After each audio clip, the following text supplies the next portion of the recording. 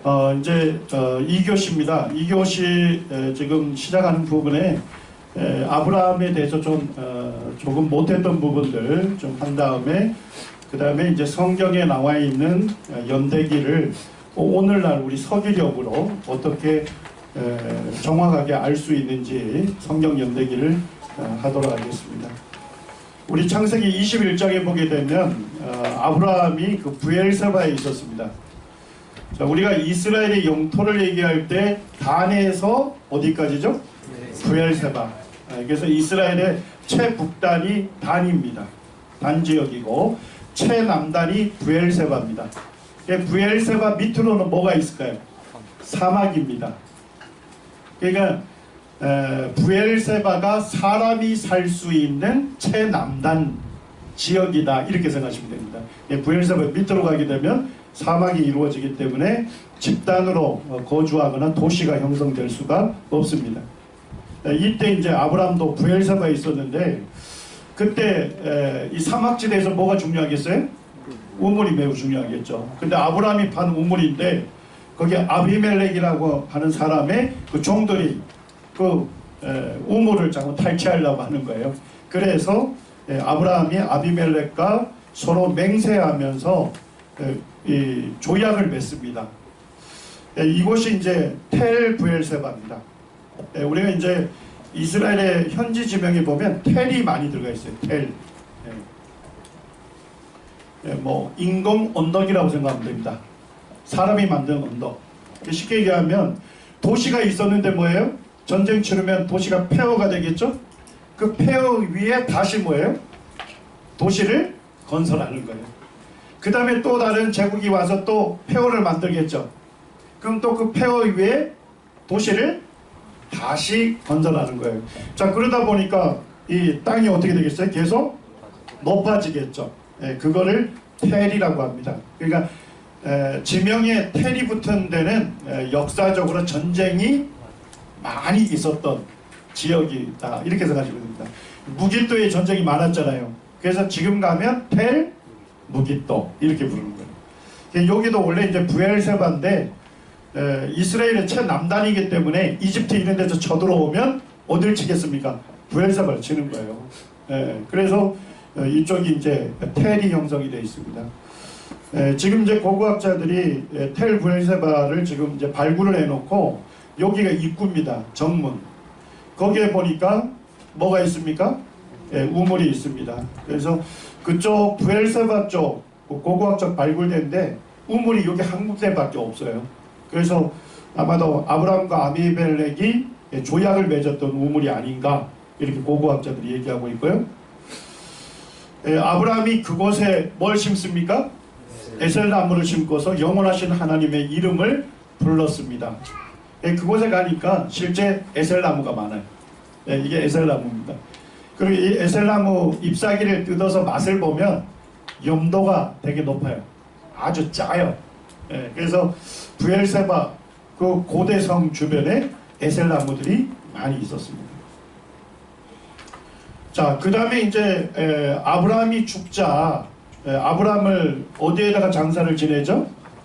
헤브론에 있는 막벨라 굴에 사실은 먼저 아내 사라가 죽었죠. 그래서 아브라함이 이 땅을 돈 주고 사가지고 아내를 먼저 장사하죠.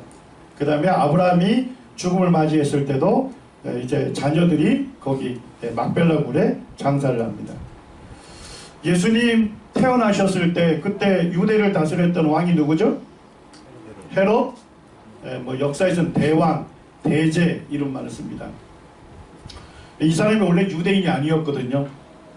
이 사람 할아버지 때가 유대인들에 의해서 강제 개종당했어요. 유대교로, 유대인으로. 그래서 이 사람이 로마 제국으로부터 유대의 왕으로 이렇게 그 권력을 받고 왔지만 유대인들은 뭐예요? 유대인으로 인정 안 했기 때문에 이 사람을 존경하지도 않고 이 사람에게 뭐예요? 뭐 복종하지도 않았던 거죠. 그래서 이제 헤롯 대왕이 유대인들이 정말 중요시 여기는 그런 곳에다가 기념물을 많이 만들었어요. 그래서 유대인들이 뭐예요? 가장 믿음의 상징이 되는 곳이 어디죠? 성전이잖아요. 그래서 헤롯이 어떻게 하죠? 그 지방 공사를 해요. 그래서 기존에 있는 성전의 3배 정도 규모로 거대하게 지방 공사를 하거든요. 그것 때문에 이제 유대인들이 한심을 살라 했습니다. 근데 어디도 유대인들이 중요시 여겨요. 자기들의 조상인 아브라함이 묻혔던 그 막벨라 굴을 중요시 여기거든요. 그래서 헤롯 대왕이 그 위에다가 막벨라 굴 위에다가 지금 건물을 지어 놓은 거예요. 지금 그곳에 건물이 있고 거기에 들어가게 되면 아브라함과 사라의 그 기념 무덤이 거기에 있습니다. 그 다음에 야곱과 레아의 무덤이 있고 그 다음에 이삭과 리브가의 무덤이 있습니다. 그리고 실제 막벨라 굴로 추정되는 곳을 찾았어요. 6.1 전쟁 때. 그래서 여기에 보면 막벨라 굴로 들어가는 곳인데 요 위에서 볼 수 있는 거예요. 그래서 위에서 구멍을 통해서 막벨라 굴을 확인하도록만 이렇게 만들어 놓은 겁니다. 그곳에 있는 아브라함의 기념 묘가 되겠습니다. 자, 이제부터는 그 성경 연대기를 들어가겠습니다. 성경에 그 있는 족장들이 나오잖아요. 이쪽이요. 아담부터 해가지고 그 족장들이 언제 태어나서 언제 죽음을 맞이했는지 오늘날 우리가 쓰는 건 뭐예요? 서기력이잖아요. 서기력으로 언제인지를 정확하게 계산할 수가 있습니다. 여기 제임스 바르라고 하는 이제 옥스퍼드 대학교의 히브리어 교수님이 그 쓴 책을 제가 읽어보니까 이런 얘기를 합니다. 사실 자연스러운 주애로 간주될 만한 유일한 주애는 무슨 해석이래요? 문자적 해석이라는 거예요. 그러니까 오늘날 그 신학 그 대학 뭐 성경학교들이 많은데 오늘날 이 자유주의적인 그런 비평 이런 것들이 들어가면서 성경을 문자 그대로 믿는 것에 대해서 무지몽매한 교인으로 오도하는 경우가 굉장히 많습니다. 근데 성경 해석에 있어서 가장 자연스러운 해석은 무슨 해석이라고요? 문자적 해석입니다. 이게 1차적이고 문자적으로 해석하면 좀 이상한 경우는 뭐겠어요? 비유나 은유가 되겠죠. 2차적으로 그렇게 가야 하는 거예요. 그래서 이분이 쓴 책에서 굉장히 공감되는 얘기를 하고 있습니다. 창세기 1장에서 11장에 기자가 우리가 경험하는 24시간의 6일 동안 창조가 일어났다는 것, 창세기 족보에 있는 숫자, 그러니까 아담이 몇 세를 살았죠? 930. 자, 무드셀라 제일 오래 살았죠? 몇 세를 살았습니까? 969세. 이것을 족보에 있는 숫자를 단순히 더하기만 하면 세상의 시작부터 성경 이야기에 나온 나중의 시대까지 연대를 나타낸다는 거예요. 그 다음에 세 번째는 노아 때의 홍수가 무슨 홍수다? 오늘날 성경학교에서도 뭐를 가르치냐면 메소포타미아 지역의 지역적인 그 지역에만 국한된 홍수였다. 이렇게 많이들 얘기해요. 자, 그런데 우리가 창세기를 그대로 읽어보게 되면 그 규모가 어떤 규모죠? 전 지구적인, 전 세계적인 대홍수였다 하는 것이죠. 그것을 이 창세기를 기록한 기자가 전달하고 싶었다는 것이죠. 그것을 부정하는 사람은 없다는 거예요. 그런데 이제 오늘날은 이 판도가 많이 바뀐 거예요. 지금 현재 그 로버트 비앙키라고 하는 이제 그 이집트 연구의 회장이라고 하는 분이 쓴 책에 오늘날 겪는 그와 같은 굉장히 딜레마에 대해서 얘기를 하고 있습니다. 오늘날 요셉이 이집트에서 총리를 했잖아요. 그때를 이집트의 18왕족, 좀 생소하죠? 이제 조금씩 나갈게요. 18왕족고 그 다음에 그 이집트에서 모세가 태어나죠. 그리고 출애굽을 합니다. 자, 아까 출애굽 연도가 몇 년이라 했죠? 성경에서? BC 1446년이라고 열왕기상 6장 1절에서 분명하게 말씀하죠. 자, 근데 오늘날 사람들은 출애굽 시기를 몇 왕조로 본대요? 19왕조로 보면요, 이 사람들은 언제라고 보냐면 1250년에 경에 출애굽했다고 믿어요. 가르쳐요. 그러니까 많은 차이가 나죠. 그죠? 예. 자, 이와 같은 것들을 지지하는 사람들 때문에 뭐가 문제가 됐냐? 하지만 최근에 창세기, 출애굽기, 여호수아서의 역사적 신빙성에 대한 뭐가 생겼대요? 회의가 생겨났고, 심지어는 그 다음에 나오는 사사기, 사무엘서, 열왕기와 역대지의 앞부분까지도 뭘 받고 있습니까? 의심을 받고 있는 실정이다. 이제 기독교 성경학자들을 포함해 일부 학자들은 성경의 앞부분을 대부분 뭐로 다루고 싶어 한대요? 이런 안타까운 일이 있는데. 그러니까 우리 형제자매님들이 내가 성경의 배경 또는 성경 역사를 좀 살펴보기 위해서 뭐 기독교 출판사에 가서 책을 산단 말이죠. 근데 그 책을 살 때 그 저자가 두 부류 중에 한 명이다 이거예요. 성경을 영감받은 하나님 말씀으로 그대로 믿는 사람이든지, 아니면요 성경 자체를 고대에 기록된 문서 중에 하나로 여기고 성경보다는 그 당시 고대 문서를 더 중요시 여기는, 그래서 성경을 난도질하는 그런 자유비평자들이 쓴 책이 있습니다. 우리 형제자매들이 책 살 때 그 기자가 어떤 것을 믿고 있는지 알기가 쉽지 않죠. 저자가. 네, 제가 쉽게 구별하는 지표를 알려드릴게요. 4가지입니다. 4가지. 첫째, 6일 창조를 믿느냐 이런 겁니다. 하나님이 세상을 며칠에 걸쳐서 창조했죠? 6일에 걸쳐서 창조했죠. 근데 그 하루는 오늘날 우리가 경험하는 몇 시간이에요? 24시간의 하루입니다. 그렇게 결론 내릴 수 있는 건 제가 조금 이따가 살펴보겠습니다. 그런데 어떤 저자는 뭐라고 보는 거예요? 이 하루가 수백만 년이라고 보는 거예요. 예. 자, 두 번째 지표는 족장의 나이입니다. 아담이 930세를 살았다. 오래 살은 건가요? 우리보다는 오래 살았죠. 근데 하나님께서 아담을 창조하실 때 930년 살다가 죽을 존재로 창조했습니까? 아니잖아요. 하나님은 인간을 창조하실 때 하나님과 더불어 영원한 생명을 누리는 존재로 창조했잖아요. 그러니까 아담은 사실은 930년이나 사는 것이 아니라 뭐예요? 930년 밖에 못 산 거예요. 성경을 우리가 이런 시각으로 봐야 하는 거예요. 그러니까 또 다른 저자들은 어떻게 보냐면 어떻게 인간이 930살을 살아? 그때는 아마 나이 계산법이 달랐을 거다. 이렇게 들어가는 분도 계시고, 또 어떤 분들은 뭐예요? 그거는 그냥 상징이다. 족장들이 오래 살았다는 것을 얘기하지 실제 930년을 살았다는 건 아니다.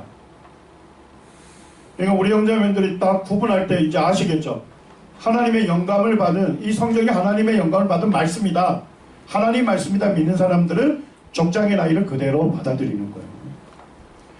그 다음에 이제 세 번째 지표는 뭐냐? 노아 때의 대홍수 규모예요. 성경 말씀에 보면 어때요? 방주 이에 있었던 사람들은 어떻게 됐죠? 다 죽임당한 사건이죠. 방주 안에 있었던 8사람만 생명을 구원받은 사건이잖아요. 자, 그런데 저자가 보니까 메소포타미아 지역에 국한된 홍수다. 이렇게 여기면 이 사람은 뭐예요? 자유비평학자입니다. 이렇게 손을 대셨다가도 손을 떼셔야 돼요. 예? 예, 우리는 이제 뭐 보면 디자인 잘 되고 뭐 이러면 좋은 책인지 아는데 그렇지 않습니다. 몇 가지 살펴보시라는 거예요. 자, 그렇지만은 성경을 하나님 말씀대로 믿는 사람은 뭐예요? 전 세계적인 대홍수로 받아들일 겁니다.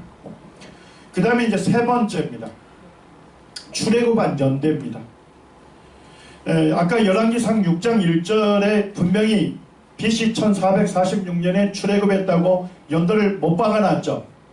그런데 이걸 지지하는 구절이 하나가 있는 게 아니에요. 실제 사사기 11장 26절에도 있습니다. 조금 이따 살펴볼 텐데, 한 구절만 나와 있다면 우리가 다른 해석도 할 수가 있겠죠. 그렇지만은 또 다른 지지하는 구절이 더 있을 때는 어떻게 해야 돼요? 다른 해석하는 걸 중단해야 하는 겁니다. 문자 그대로 받아들여야 하는 겁니다. 그래서 출애굽에 관련된 책을 읽었는데 보니까 BC 1250년 후기 연대설로 얘기한다. 잡으셨다가 내려놓으시는 게 좋아요. 그렇지만은 열왕기상 6장 1절, 사사기 11장 26절대로 BC 1446년에 출애굽을 했다. 이렇게 그 저자가 기록해 간다면 성경을 영감받은 하나님의 말씀으로 받아들이는 기자입니다. 그러니까 4가지 지표를 확인하시고 책을 선택하시기를 바랍니다. 이 자유비평자들은 지금 뭐까지 얘기하느냐?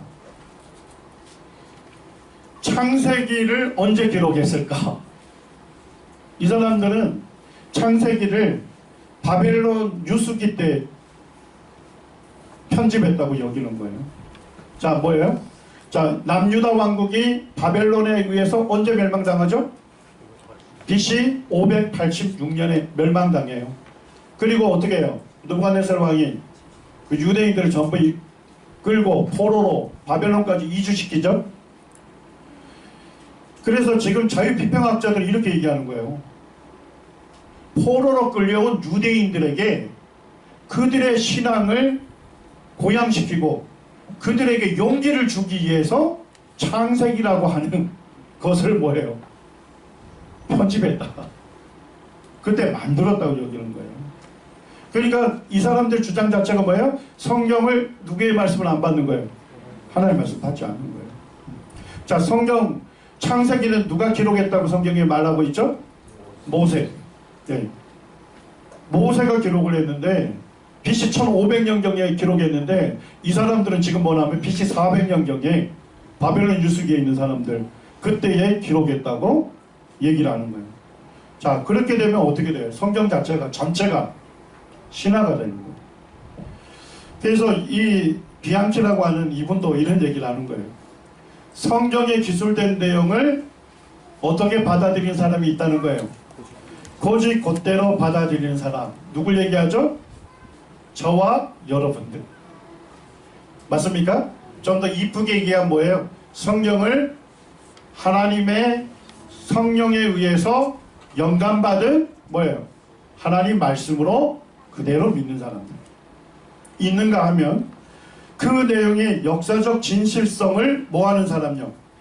부인하는 사람 사이에 넓은 간격이 있다는 거예요. 네, 그러니까 제가 먼저 왜 이런 말씀을 드리냐면 오늘날 기독교 출판사에서 출판되는 책인데도 불구하고 성경을 하나님의 말씀으로 받아들이지 않는 사람들에 의해서 쓴 책들이 굉장히 많이 우리말로 번역되어 있습니다. 그러니까 그런 것을 구입하실 때 4가지 잣대를 잘 살펴보시기 바랍니다. 자, 이제 창세기 1장 1절부터 가겠습니다. 자, 같이 읽으시죠. 시작. 태초에 하나님이 천지를 창조하시니라. 자, 오늘날 천지 만물을 며칠에 걸쳐서 창조했습니까? 6일에 걸쳐서. 첫째 날 뭘 창조하셨죠? 지구를 창조하셨고, 태초에 하나님이 뭘요? 천지. 이 천은 뭡니까? 하늘을 얘기하는 공간을 창조하셨죠. 지는요? 땅을, 지구를, 이 물질을 창조하셨죠. 태초는요? 시간입니다. 그래서 시간, 그 다음에 공간, 물질을 하나님께서 첫째 날 창조하시고 그 다음에 뭘 창조하셨어요? 어둠 가운데 있는 곳에 빛을 창조하셨습니다. 둘째 날은요? 궁창, 거꾸로 얘기하면 창공, 창공을 얘기하시면 돼요. 궁창. 오늘날 우리 과학적으로 표기하면 대기권이 되는 거죠. 자, 셋째 날 뭘 창조했습니까? 물속에 있는 땅을, 이 물을 모으니까 땅이 어떻게 됐죠? 드러났죠. 그 땅을 뭐라 부르셨어요? 육지라고 부르셨고, 그곳에 뭘 지으셨죠? 식물들을 창조하셨습니다. 자, 넷째 날은요, 이 우주의 해, 달, 별들을, 천체를 창조하시죠. 자, 다섯째 날에 하늘에는요, 새들을, 물속에는 물고기를 창조하시죠. 자, 여섯째 날은요, 육지 짐승을 창조하시고 마지막에 뭘 창조하십니까? 하나님의 형상을 닮은 사람을 창조하시고 하나님 보시기에 힘이 좋았다 이렇게 말씀하시고 제7일에 하나님께서 안식하셨죠. 창세기 1장 5절을 굉장히 중요한 말씀인데 거기에 보면 이 창조 6일이 실제 하루가 어떤 개념인지 우리에게 분명한 정의를 알려줍니다. 자, 1장 5절 같이 읽으실까요? 시작. 하나님이 빛을 낮이라 부르시고 어둠을 밤이라 부르시니라. 저녁이 되고 아침이 되니 이는 첫째 날이라. 우리말 번역에는 첫째 날 이렇게 되어 있거든요. 근데 히브리어로는 원래는 원어에는 뭐냐면 용 에하드 거꾸로 읽는 거예요. 여기서 이렇게. 그래서 여기가 욤입니다. 나를 뜻하는 욤. 그 다음에 에하드 이렇게 되어 있는데 first day 첫째 날이 아니라 뭐예요? day one이라는 뜻입니다. 하루 이런 개념. 히브리어로 그렇게 되어 있습니다. 지금도.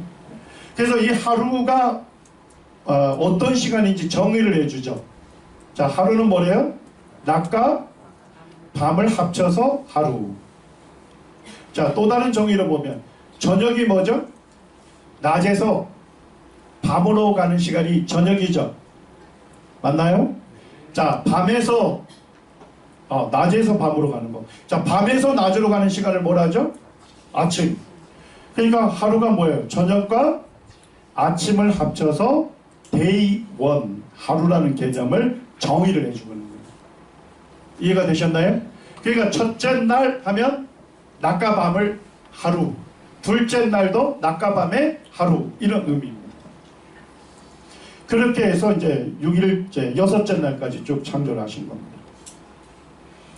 자, 욤이라는 나열에 그 앞에 숫자가 붙으면 둘째 날, 셋째 날, 구약 성경에 410회가 나와 있습니다. 자, 근데 이 날은 전체 무슨 의미일까요? 항상 24시간의 하루입니다. 그러니까 똑같은 히브리 단어가 410번이나 성경에 나와 있는데 전부 다 똑같은 용법이라는 거예요. 그렇다면 창세기 1장에 있는 하루도 뭘로 해석해야 맞아요? 24시간의 하루로 해석하는 것이 맞다는 거예요. 자, 그 다음에 이제 저녁이 되고 아침이 되니 하루라고 이렇게 얘기하시죠. 자, 이게 전부 38회가 구약성경에 나와 있습니다. 자, 근데 38회 구약성경 전체가 무슨 개념으로 얘기하죠? 항상 24시간의 하루입니다. 자, 그 다음에 이제 출애굽기 20장 11절만 같이 읽어보시죠. 11절, 10절하고 11절입니다. 시작. 일곱째 날은 내 하나님 여호와의 안식일인즉 너나 내 아들이나 아무 일도 하지 말라. 이는 여섯 동안에 나 여호와가 하늘과 땅과 바다와 그 가운데 모든 것을 만들고 일곱째 날에 쉬었습니다. 그러므로 나 여호와가 안식일을 복되게 하여 그날을 거룩하게 하였느니라. 자, 하늘과 땅과 바다와 그 가운데 모든 것을 여섯 동안에 만들었다고 누가 말하고 있죠? 네, 하나님께서. 네, 하나님께서 만드셨다고 선언하시는 거예요. 이거 이해, 하나님 그렇게 하셨다면 우리는 뭐예요? 그대로 믿음으로 받아들여야 하는 거예요. 자, 안식일이 뭐예요? 6일간 노동하고 하루는요? 안식하면서 자기를 지으신 하나님을 기념하라는 거죠. 네, 예배하는 날입니다. 자, 왜 그렇게 하나님께서 정하셨어요? 11절에 이는 그 이유에 대해서 말씀하시잖아요. 그 이유가 뭐죠? 하나님 며칠 동안 창조하셨죠? 여섯 창조하시고 일곱째 날 어떻게 하셨어요? 안식하셨기 때문에, 그러기 때문에 너희들도 6일간 노동하고 하루는 안식하라. 자, 그럼 물어보겠습니다. 6일 창조와 6일 노동은 같은 기간인가요? 하나님 6일 동안 창조했다는 기간하고 6일 동안 노동하라는 기간하고 같은 기간입니까? 네, 같은 기간이죠. 만약에 요게 날이 요미란 단어가 불특정한 긴 시간이라면 유대인들이 이 제4계명을 지킬 수 있었을까요? 예? 하루가 수백만 년이라면 예? 지킬 수가 없었겠죠. 자, 하나님은 저는 그 생각을 했어요. 하나님 전능하신 분인데 왜 6일에 걸쳐서 창조했을까? 하나님 즉시로 모든 걸 창조하실 수 있는 분이시죠? 근데 왜 하나님께서 6일에 걸쳐서 창조하셨을까? 왜 그랬을까요? 하나님께서 사람 만드실 때 며칠 동안 일하고요? 6일 동안 일하고 하루는 쉬라고요. 주님 안에서. 네. 주님을 예배하는 것이 우리에게 진정한 쉼입니다. 참 쉼입니다. 네. 그래서 우리를 위해서 하나님께서 6일에 걸쳐서 창조하신 거예요. 자, 이제 아담부터 창세기 5장에 보면 족보가 나와요. 계보. 자, 그런데 여기에 보면 아담은 몇 살에 셋을 낳았죠? 아들? 130세입니다. 그러니까 아담이 창조된 후 130세에 셋을 낳았습니다. 자, 셋은 아들 에노스를 낳았는데 몇 세에 낳았대요? 6절에 105세. 자, 그러면 에노스는 아담이 창조된 이래 몇 년이 됐을 때 태어난 거예요? 네, 우리 이성웅 형제님이 저 맛배기를 좀 보여줬더니까 그렇더만, 아이고 뭐 다 더하긴 해요, 산수네요, 뭐 이러시더라고요. 자, 아담 창조된 이후 130세에 누가 태어났다고요? 셋이 태어났죠. 셋이 몇 살 때 에노스를 낳았습니까? 105세. 자, 그럼 에노스는 아담이 창조된 이후 몇 살에 태어났어요? 몇 년 지났을 때? 235년. 이런 식으로 계산을 할 수 있다고요.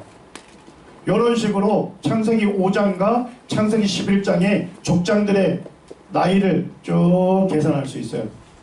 자, 이거를 뭐라고 하냐면 아담 연대기라고 합니다. 자, 저 따라해 보시죠. 아담 연대기.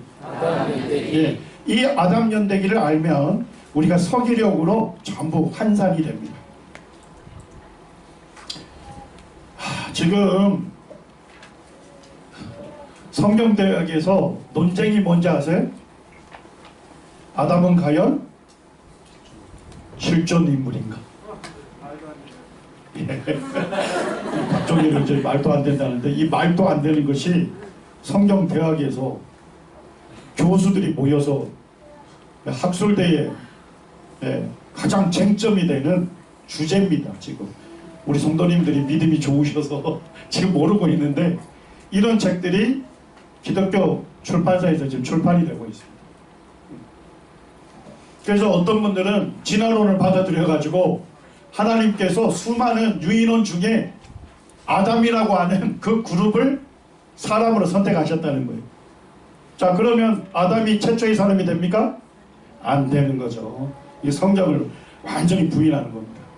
고린도전서 15장 45절에 하나님께서는 첫사람이 누구다? 아담이고 그가 인류의 조상이다. 우리에게 분명하게 말씀해주고 있는 것입니다. 자, 그 다음에 이제 또 사람들이 논쟁하고 있는 게, 이 보니까 아담에서 노아까지 뭐 대충 평균 수명이 얼마예요? 900세 정도 되거든요. 그러니까 이 사람들이, 이 학자들이 무슨 생각하냐, 그때는 나이 계산법이 좀 달랐지 않았을까? 그러니까 1년에 몇 살을 먹는다는 거예요? 한 10살을 먹는다면, 그런다면 아담은 몇 세가 돼요? 93세를 살았어요. 대충 맞아 들어가죠? 자, 그런데 하나님 말씀 이렇게 해석하면 안 돼요. 자의적으로. 왜 그럴까요? 그런다면 게나는 몇 살 때 아들을 낳았어요? 7살. 예, 큰 믿음이 필요합니다. 자, 마할랄레는 몇 살 때 아이를 낳았어요? 6살.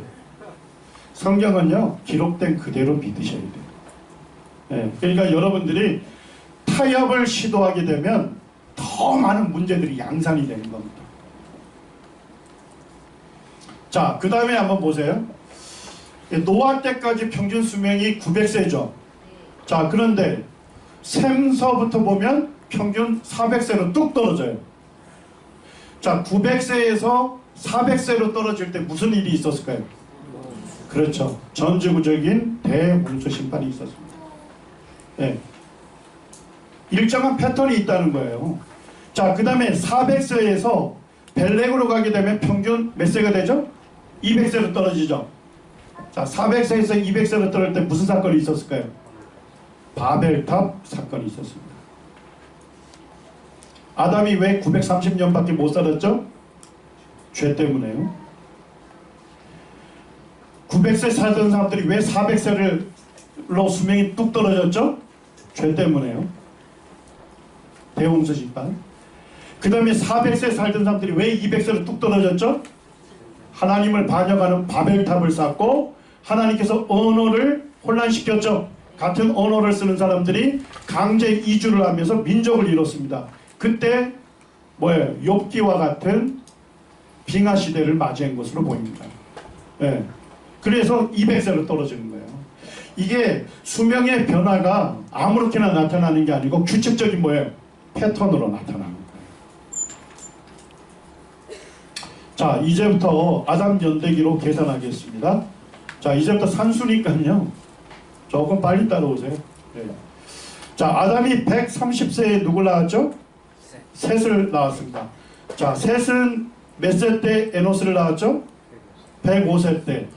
자, 그러면 에노스는 아담 창조 이래 몇 년에 태어났어요? 235년에 태어났다 이런 얘기입니다. 이런 식으로 계산을 다 할 수 있어요. 자, 그 다음에 에노스가 90세에 누굴 낳았습니까? 게난을 낳았습니다. 그럼 게난은 아담 창조 이래 몇 년째 태어났죠? 325년. 이런 식으로 계산을 하시라고요. 예, 넘어갑니다. 자, 그 다음에 이제 보면 노아는 아담 창조 이래 몇 년쯤에 태어났습니까? 1056년. 예, 지났을 때 노아가 출생했습니다. 자, 그 다음에 이제 셈인데 셈이 언제 태어나느냐 계산이 조금 필요해요. 자, 11장 32절에 보니까 노아는 500세 된 후에 누굴 낳았대요? 셈, 함, 야벳을 낳았다 이렇게. 그러니까 500세에 낳은 게 아니고 언제예요? 500세 이후에 낳았다는 거예요. 그러니까 이후 언제인지는 잘 모르겠죠. 자, 그러면 이제 계산을 조금 살펴보면 돼요. 10절에 보니까 노아의 아들 셈이 나오죠. 그가 100세가 됐을 때 누굴 낳습니까? 아르박삿을 낳습니다. 됐나요? 자, 그런데 그가 100세가 됐을 때가 언제래요? 홍수 후 2년. 자, 홍수 기간이 얼마였죠? 홍수 기간 1년 370일입니다. 1년. 자, 그 다음에 홍수 후 2년이니까 몇 년 지났죠? 1 더하기 2는 3년. 자, 그러니까 노아가 몇 살에 셈을 낳았어요? 503세. 되셨나요? 네, 잘 이해가 안 되시면 집에 가서 곰곰이 생각하시면 웃으실 날이 올 겁니다. 네. 요거는 조금 계산을 하셔야 돼요. 자, 그 후에 쭉 계산하는데 어려움이 없습니다. 정확하게 성경에서 말씀하고 있고, 그 다음에 이제 아브라함의 나이입니다. 아브라함이 언제 태어나느냐 조금 더 생각해야 돼요. 11장 26절 아브라함의 아버지가 누구죠? 데라입니다. 자, 데라가 70세에 누굴 낳았습니까? 아브라함, 나홀, 하란. 70세에 새 쌍둥이를 낳았을까요? 그 얘기는 아니겠죠. 그래서 70세에 지금 아마도 그 후에 자식들을 낳은 거예요. 자, 낳았는데 우리가 아브라함이 몇 세에 언제 태어난지를 정확히 알 수 있는 게 창세기 11장 32절에 나옵니다. 자, 오늘 아브라함이 원래 어디에서 태어났다 했죠? 갈대아 우루. 자, 근데 가나안으로 가기 위해서 어디에서 거류했죠? 하란. 그때 아브라함이 하란에서 가나안 갈 때가 몇 살이라 했죠? 75세라 했습니다. 자, 근데 하란에 있던 아브라함이 가나안에 갔었 이유가 뭐죠? 무슨 사건이 있었죠? 아버지 데라가 죽음을 맞이했죠. 그때 아버지가 몇 세에 죽은지 성경에 기록하고 있어요. 205세예요. 자, 그러면 아브라함은 아버지 데라가 몇 살일 때 태어난 거죠? 205세 마이너스 75 하면 몇 살이에요? 네, 그렇죠. 네, 데라가 130살 때 누굴 낳았습니까? 아브라함을 낳았습니다. 그래서 아브라함은 아담 창조 이래 몇 년째 태어난 거예요? 2009년이 됐을 때 그때 태어난 것입니다. 자, 그 다음에 아브라함, 이삭까지 다 되고요. 야곱은 아담 창조 이래 2169년에 출생을 하게 됩니다. 자, 이제 아담 연대기는 어떻게 계산하는지 좀 아셨죠? 자, 그럼 아담 연대기를 오늘날 뭘로 바꿔야 돼요? 우리가 알고 있는 서기력으로 바꿔야 돼요. 자, 그러면 아담 연대기를 오늘날 서기력으로 바꿀 수 있는 근거가 뭘까요? 열왕기상 6장 1절입니다. 오늘 우리가 이미 살펴봤죠. 자, 열왕기상 6장 1절 여기 기록되어 있죠. 거기에 보면 솔로몬이 언제 성전을 건축했는지 시작 시기가 나옵니다. 자, 언제 건축했대요? 솔로몬 왕이 즉위한 지 4년. 자, 솔로몬 왕이 즉위를 언제 했대요? BC 970년. 요것도 살펴볼 겁니다. 왜 970년인지 정확히 알 수 있어요. 자, 즉위한 지 4년이니까 몇 년이 됩니까? 예, BC 966년에 하나님의 성전을 건축을 시작했습니다. 자, 그런데 그때가 애굽 땅에서 나온 지 몇 년이래요? 480년이 됐을 때입니다. 자, 그럼 출애굽 연도 계산할 수 있나요? 어떻게 해요? 966년에 480년 더해주면 되죠. 자, 그럼 몇 년이 돼요? 그래서 BC 1446년이 되는 겁니다. 자, 그런데 출애굽기 12장 40절에는 애굽에서 거주한 지 몇 년이 됐답니까? 430년. 자, 그러면 430년을 더해주면 무슨 연도로 알 수 있어요? 야곱이 자식을 이끌고 애굽으로 들어간 연도가 나오죠. 자, 그러면 계산하면 몇 년이 됩니까?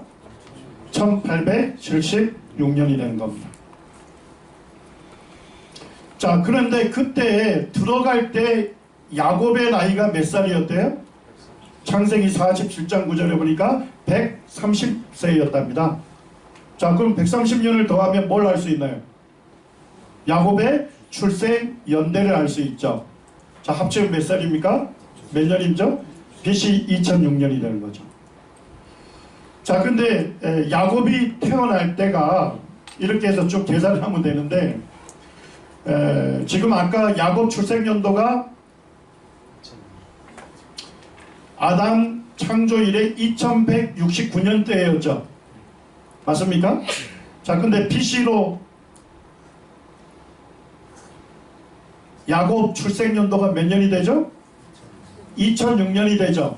자, 요거 더하면 누구의 창조 연대가 나옵니까? 예, 아담 창조 연대가 몇 년이 되는 거예요? BC 4175년 경이 됩니다. 왜 경이 되는지 조금 이따 얘기하겠습니다. 자, 왜 경이 되냐면 몇 세라고는 얘기했는데 몇 개월 구체적으로 안 얘기했죠. 그러다 뭐 조금씩 차이가 나겠죠. 그래서 쭉 계산해 보면 플러스 마이너스 25년 그 편차가 있어요. 그러니까 우리가 아담이 언제 창조됐냐 이러면 4175년 경에 즈음에 창조되었다. 이렇게 하는 것이 맞습니다. 자, 그래서 아담서부터 쭉 해서 지금 제가 서기력으로 계산을 다 해놨어요. 예, 참조하시기 바랍니다.